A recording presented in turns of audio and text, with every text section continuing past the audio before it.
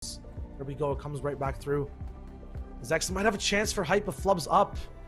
That's not usually that important, but every single map matters, especially when you're getting pressured. Now he's kind of stuck in limbo in midair, looking for a way to get up on top of Pure. He's there, but now only 6 mats. Where's Mac as well? He just dropped down with a C4. Mac comes up from the backside, same spot, and they do force him down. So mission accomplished, but he's lost all the materials in this fight. And how does he actually fight his way back into it as they both split off? And the player does go down in the Clocktower. Okis low HP.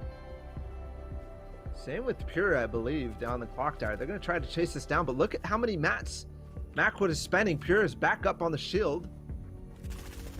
Now hunting. They do spot where Okis is. They get into it. Wall taken. It's the supermarket. And all is up for grabs.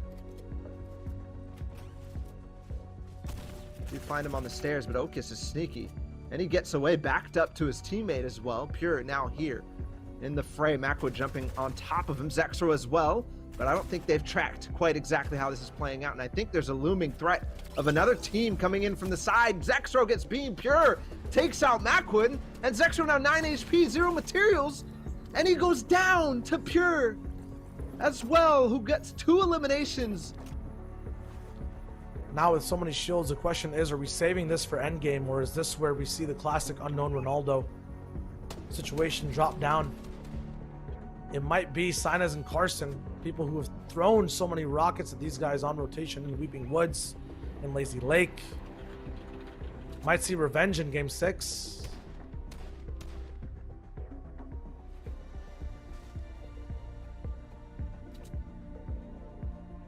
Assault finding one. Oh, here's the fight, actually. We're going to be able to see it. This is Rob Knight getting knocked instantly from Assault. Rob Knight, I don't believe, is in qualification range.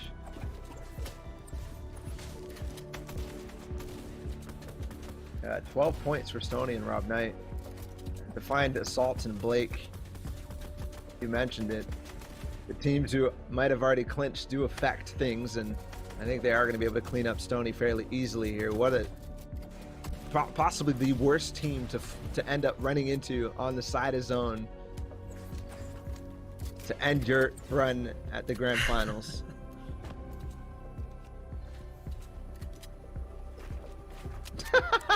Stretch and Booga coming right at Assault and his teammate as well. They're gonna fight this. They have to fight this now, unless they just build to back off, and yes, they're not gonna take shots at it.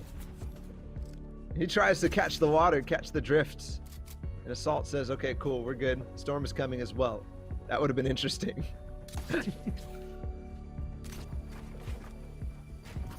we went for a super high launch pad straight to the zone. Don't really need it for rotation because I think they're going to be playing box to box in the mid game. They might choose Carson or be forced to due to the pressure from the right side. That AR, they're landing right on them, and right above them is another team. That must be Boog and Stretch too, who have built over that mountain. Yes, it is. They're still there. Blake's actually pushing up. I was going to say, Animal and Carson CBC's team were in that area, and that could have been really bad because both of those teams still need to qual. They land on top of Boog and Stretch, and the storm fight that could have been does actually happen. And I'm sure neither team is going to be super happy to find out who it's on the other side, but hey, Assault and Blake now against Stretch and Booga.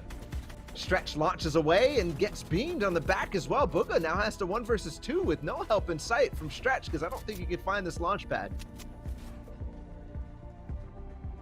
This is the first time we've seen first and second place fight in Game 6 like this in Storm. The same plans, but the wrong duos targeted. Ooh.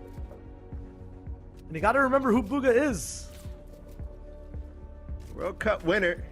And he starts things off right with a big shot, but it's not going to work out as he has to cover 2 walls. Assault finishes him off, and Stretch still in zone, by the way. No, finally just makes it out. I think also just got tagged from somewhere. And he knows the chances of doing much in this are probably very slim. He's going to try to take a snipe as the player launches away. I think Assault is already gone. Takes a couple shots, but nothing going to be found. Doesn't matter for these guys, of course. They don't really care. It's just kind of a funny occurrence. We go away from the craziness to look at exactly how these guys will ramp up their game. It's Nano and Vivid who they leave behind. Strafes with a partner down. That rig is going to be looking straight at Ronaldo. He's going to have to dip, duck, and dodge. Dip, duck, and dodge as he moves in. A quick fight from these two to push themselves up 2 extra points and ever so much closer. 18th place. Need some placement and some eliminations, but that means other teams need to go down right now. You talked about the dead side of zone. Now it just looks so alive. Every single person going down towards the right. There's no one trying to traverse the mountain and be up on the top left at all.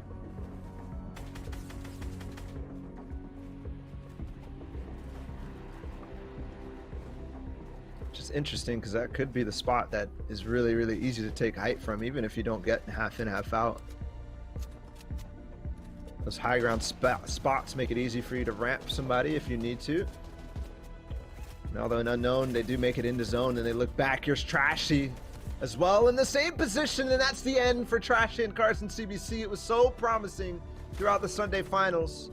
A team that performed so well. Unknown and Ronaldo taking a risky fight as well on the backside of zone. It looks like they did pick one off as they're now at 25 points. Yes, they did, and instantly pounce on the loops. But not much to be grabbed. There's still only 35 builds for Ronaldo. They go back to the base that they got inside. He has a med kit, but the zone about to start moving, and I don't think he has the time. There's floppers. He can pop those instead and start moving. 14 builds. Ronaldo getting on that wall. Yes, he's back up to HP and back up into fighting stance. It's Tezza, and they dominate him. The game, the run from Tezza and Spin down and out at the hands of Unknown and Ronaldo. The FNCS reigning champions with 6 eliminations so far in this game, and all they really need now is just a placement and a couple more elims. They need to stay alive, secure. This is the most dangerous spot rotating in, especially with these little mats on Unknown. We know these guys split. We know Unknown, though, and Ronaldo got a big pickup on Tezza and Spin. They look like they had low mats, but Ronaldo might have a lot of materials. Unknown's HP going straight all the way down. He's going to be boxed up, now has no materials left, and Ronaldo is nowhere in sight. Opportunity for them. There's Pure and Okis who took out Zexro and Macwood. They're going to get boxed up, box fight from Ronaldo, who just one pumps him and takes his entire hopes and dreams gone in a second, a flash. He's in. Unknown. They didn't even get the impact from that. No, not getting the materials at all. They're going for more. A good start on the Okis, the good piece control.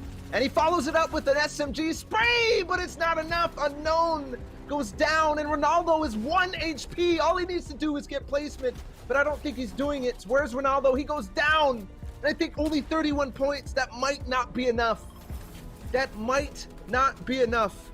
Just then, Clarity G and Elevate 21 points right now. They could still do this. 10 points from winning a game could make it happen. We're just getting at least half the placements and a couple elims as well could make it happen too. We're seeing stories end and dreams die time and time again into other people's realities and game plans. Unknown took away so many people, but in doing so, just overreached, played a little bit too aggressively, but had to with the match that he had no issues or possibilities to survive. A harpoon in for Clarity. They got a huge impact they shouldn't have at all. But suddenly their mats are fully refreshed. They ult into this position, and now they get to move out once again. Hoax and Zum are at the back, still also in the top 10. Clarity and Elevate, though, need to strive and get towards that top 12. Try to qualify with just 25 points right now. They get the first placement threshold. Need to find more. Tabs takes out Hageman. Sinez is still alive down here. Carson's duel, but I believe Carson's down. A pinch is here. The first shot whiffs from Elevate, but they try to finish it out. The wall blocking off any possibility of them getting in. They have to give it up. A lot of time wasted, but they try to revive that position. Vivid qualified, but could affect other people's runs and duos. And right now, everyone's on low ground. Saf, I think, is alive in front of these guys. That he is. Tabs G still up in the game as well. He just picked up 2, but Colosso down. Caught Genesis and Shades, I believe, in this game. Elevates is going to win against Saf and put themselves in the top 10. Here's Tabs G. He's actually going to take a fight against High Ground. 2 players up here. He has the RPG, but falls all the way to low. Now 2 HP. No, 9 HP. Only 1 tick he can take, and he does get 1. That's Siphon 2. He can last a little longer. Another one possible for Tabs G. Yes, it connects, but still in the zone. It's Vivid and Nanolite. They're pushing him, and they end the dreams now. 27 points. Tabs G and Colazzo not going to do it. It's Nanolite and Vivid Another possible win for this team. They're at 42 points and possibly even in the top 3 after this. And after this, Clarity and Elevate are still alive and still a duo on low ground with shields and mats. They have the possibility to have this clinch. One duo needs to go down. Is it going to be D's, the solo player? Vivid in his box. It's a big cluster. And right now, Vivid's going to be on low ground, edited on. Nano's taken out. D's is taken out. And this duo is operating at maximum capacity, controlling low ground, finishing out the game. 31 points. They just need one more. This is all it's right here. They just need to outlast a little bit more, and Elevate puts the nail in the coffin for Shades in that game, but I think they've done it. It's now a 2 versus 2. Elevate and Clarity G on low ground. To win this would be clinching the qualification for sure. And they were at 0 points just moments ago, now risen up time and time again, playing this low ground together, surviving, finally with this drum gun and minigun, 2 mythic POIs of power here on low. Clarity though, low HP, Chewy, all the way up top, playing position. Do these guys have the ammo? Do they have the firepower to finish it off? We saw low ground not placing walls on their left and right sides. It's what ended games before. They don't have any right now, staying vigilant, waiting for the drop down. It's a 2v2, the last game, number 6 of NAE's Heat 3, and Elevate goes out in Storm, goes for the beam, it connects a little bit, Height is now dropped down, Clarity has the chance for a clutch, but Chewy wraps it up. Was 33 enough? Was the game, the series just thrown? Definitely the most interesting heat. Here it is at the bottom. Clarity G and Elevate did make it through with 33, and same with Skittles and Origin. Other people in this, of course, everybody that we basically called is already qualifying. Blake, Assault, Boogett, Stretch. The 2 teams to qualifier, Carson is signed as an unknown, and Ronaldo, 31 and 33 points. They did it. Unknown and Ronaldo. Yes, exactly. And even taking up spots and stuff like that, drop spots where